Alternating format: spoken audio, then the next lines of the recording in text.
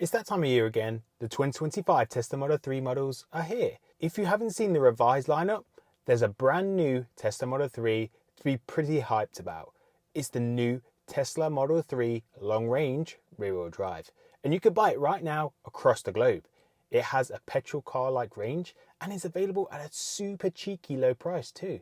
But whilst it's technically the most efficient and the longest range Tesla EV ever, there's a few catches that you need to know about. Honestly, they all have their quirks and their drawbacks when stacked up against each other, which may ultimately deliver you better value for money elsewhere. But frankly speaking, between all the trims, and I'm talking about the Model 3 rear-wheel drive, the long-range rear-wheel drive Model 3, the all-wheel drive long-range Model 3, and the Model 3 Performance, regardless of your trim, Tesla has an amazing baseline of features. Of some of the defining Model 3 features, there's not a lot you'll miss out from the base to the performance. And what I mean by that is you'll get the big features like the ventilated seats, the rear passenger screen, better suspension, and the hands-free trunk feature as standard on all models. But the devil is in the detail. Some key defining features between each trim could either be your deal breaker, or you'll just regret overpaying for features that you simply just don't use or need. And this is exactly what my video will be exposing for you today, crafted to help you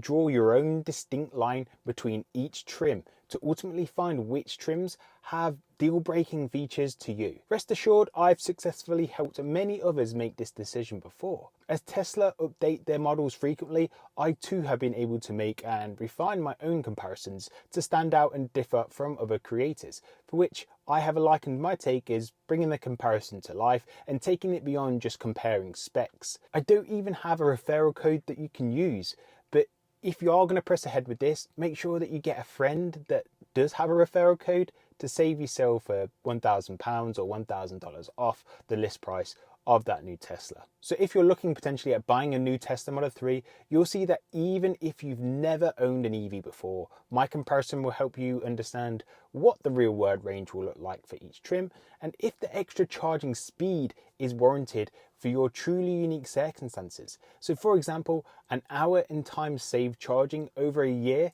may not be worth the additional cost to you, but that's the level of detail that I can highlight to you today. Plus, I'll also do my best to cover some of the finer details not easily found on the Tesla website, such as the material differences in the door trims. So this is where my Tesla obsession truly becomes useful, I guess. Anyhow, if you haven't already, I'd appreciate it if you could just like the video, subscribe if you haven't already. Let's get into this. Starting with potentially the biggest and most important difference, that being the range and charging speed differences in the 2025 variants, and where and why it doesn't matter in every scenario. Now, you're probably thinking, why did you just say that, Adam? The practical differences will make sense in just a second. Onto the base Tesla Model 3 rear-wheel drive, which seems to have been discontinued stateside for now, but here in the UK and Europe, you'll be pleased to hear the cheapest Model 3 offers a whopping 513 kilometers or 319 miles WLTP range. Now, this is arguably the most pro-consumer friendly battery your car can have, and it's called an LFP battery. Cutting through the waffle, strictly speaking, what that means for you is that this battery pack can be charged to 100% more regularly with less of an impact to the battery degradation and its performance. So in a nutshell, it's an absolute workhorse. So that makes it more of a user-friendly experience for the owner. And this means that even in the years to come, at 100% state of charge, you should still be incredibly close to its original rated range of 319 miles. The biggest downside though with the LFP pack is that its peak rapid charging speed is actually going to be limited to 170 kilowatts. Now, this is where the newly announced 2025 Tesla Model 3 long-range rear-wheel drive becomes the head scratcher for you. And if you are in the US, this is actually going to be your new base and cheapest Model 3 that you can buy. And this long-range rear-wheel drive Model 3, the all-wheel drive long-range Model 3, and the Model 3 Performance all have a luxurious charging speed peak of 250 kilowatts. But just because it's a faster charging speed, don't be fooled that 170 kilowatts is poor, as we'll compare the practicalities of that after we've looked at the range specs of these long range and performance trims. The range of the newly announced long range rear wheel drive Model 3 is a Tesla best at 436 miles WLTP, And as I said earlier, that's literally petrol car-like range. And strictly speaking, strictly speaking, it's over 600 miles with 15-minute charge too. This is $5,000 or £5,000 less than the all-wheel drive long-range Model 3 2, for which now you're probably thinking, save yourself 5k and get more range than the original long-range Model 3? Now we're cooking. But as I mentioned it before, there's a few catches. Apart from the obvious extra motor experience, there's some confirmed interior changes too that could be your deal breaker. The Model 3 performance is probably the sexiest of them all. And it looks like a beast, and it's not optimized for range, nor is it the most efficient Model 3 on offer. It's designed to be the one that's easier on the eyes, and the one that can do 0 to 60 in a whopping 2.9 seconds with a top speed of 163 miles per hour, which is 38 miles per hour more than the rear-wheel drive and the long-range models, if you ever get to use it.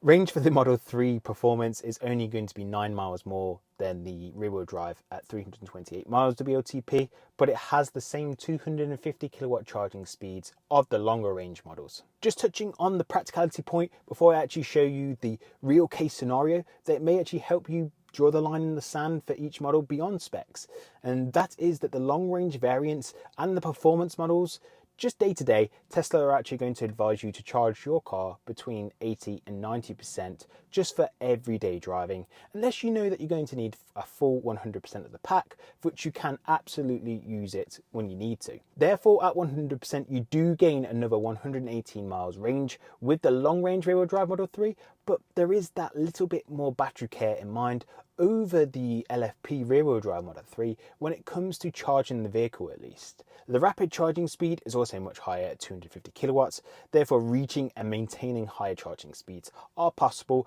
thanks to the larger battery packs in the long range and performance models. So that was the headline specs, but let's step aside and look at this in a whole new perspective, as if we were face to face in a conversation just discussing it.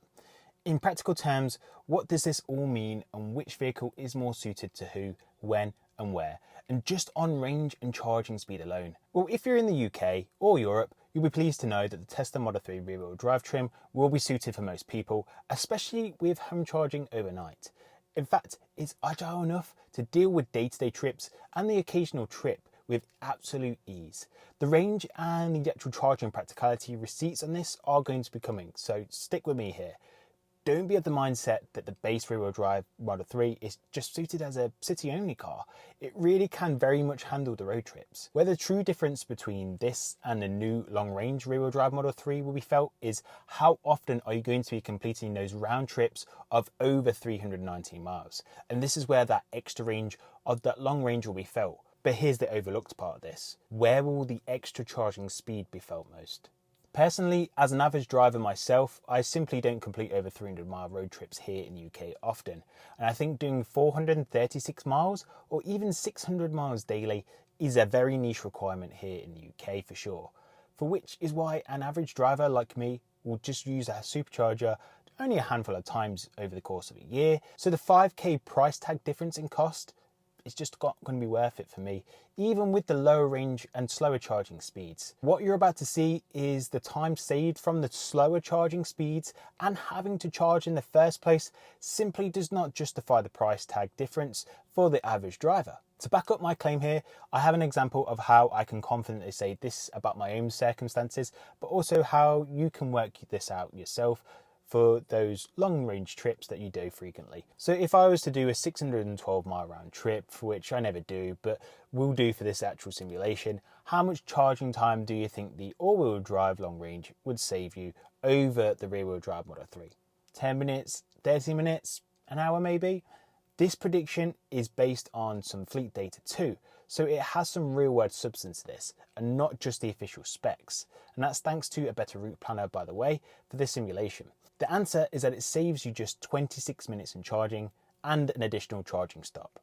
That's it. As this is based on a host of real-life metrics, and with the rear-wheel drive long-range Model 3 only just becoming available, this data is not available for this model at this time. But it is likely that the savings could well exceed 26 minutes, and for this very same trip, and trump both the all-wheel drive long-range Model 3 and the base rear-wheel drive Model 3.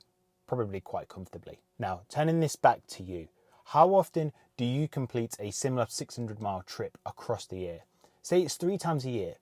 That's what, potentially 1 hour and 18 minutes of time saved over the course of the year. This would be even smaller for round distances lower than this 600-mile trip, but over that 300-mile range of the rear-wheel drive Model 3, for which there would then be no to little supercharging requirement here if you're just using home or destination charging, so 0 time lost. Therefore, this is the tasty question that you then must ask yourself.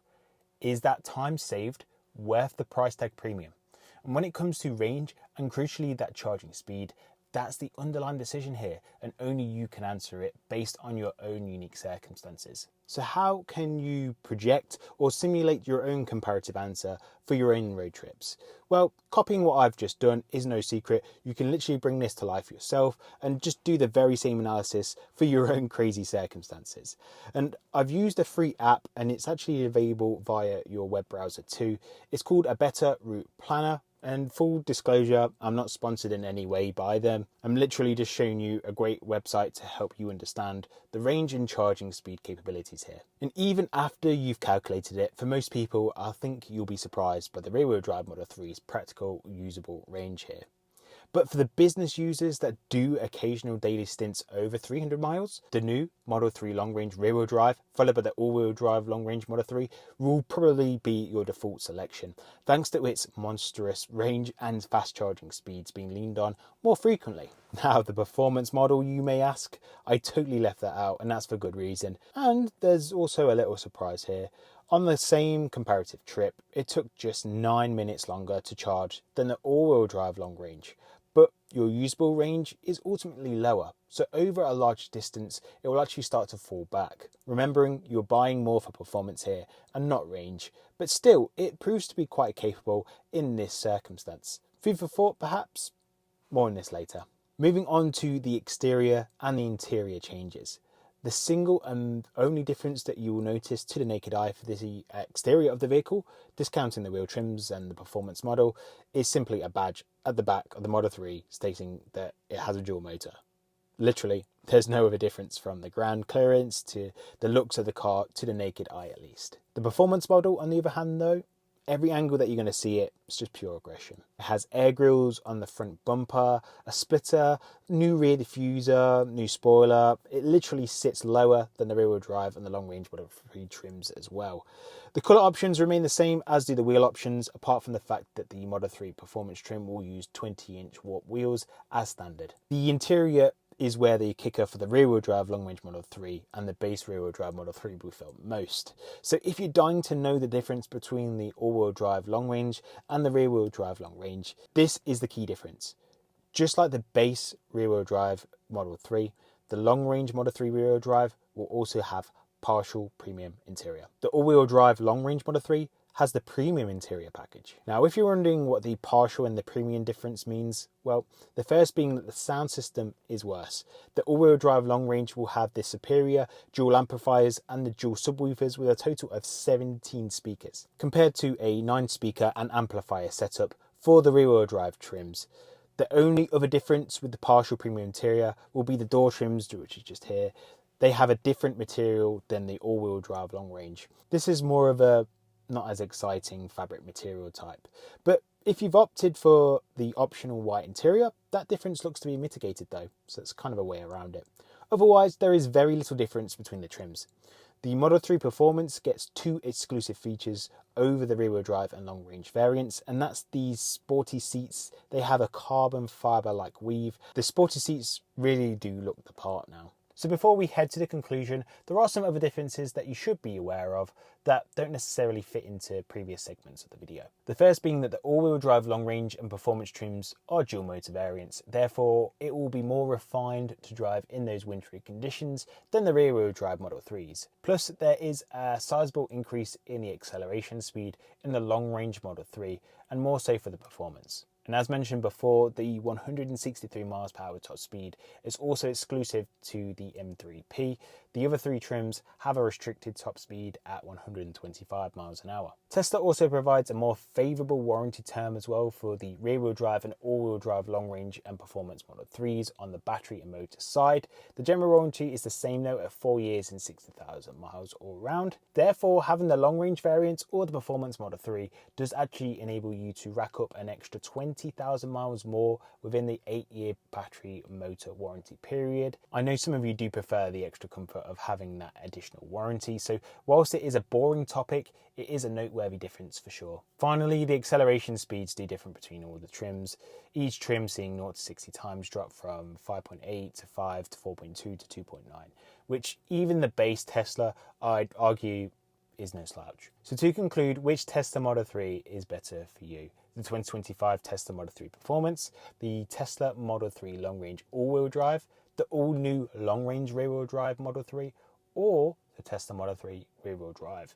Well, I can't make that decision for you. However, if I was just to briefly summarise what I think about each and every variant, the rear-wheel drive Model 3 is such a good base spec car. It will more than suit the average driver's needs. If out and out range is your thing, the long range rear-wheel drive Model 3 could be a good default position for you. If you want a good all-rounder with better sound system, quicker acceleration and better traction thanks to its dual motor setup, the long range all-wheel drive might be your go-to, especially for those in those more wintry climates. The performance really needs no indication as to why you may opt for it. If you have a need for speed or you like driving an absolute monster, then the M3P says it all. With performance trading the range advantage for speed, but also throwing in better seats and better visual representation. Oh, and some fancy adaptive suspension that I also forgot to mention earlier. The question for you then becomes, do you need the extra range and the charging speed? Prefer the looks of the performance? Or do you go for the rock solid performing rear wheel drive Model 3 or the rear wheel drive long range and spend some of that extra cost savings on a paint option or upgrading it to a white interior? Maybe you want to buy some fancy accessories, and if you do, just look at the description in the video. Even add FSD for the full self-driving package, may I add. It's the little differences in spec that ultimately make up for the bigger parts in the incremental differences in the list price. So did this video help you at all today? Did you like that real world scenario simulation thing that I did? And are you still stuck on which one you want to buy? Or do you finally have the answer now? And if so, I want to know in the comment section below. If you haven't done so already, I'd really appreciate it if you could just like the video, subscribe if you haven't already, and do share it with your friends and family. Do check a look at the links in the description of the video if you haven't already for some extra discounts. As always, you folks have been great, and I will see you in the next one. Ciao.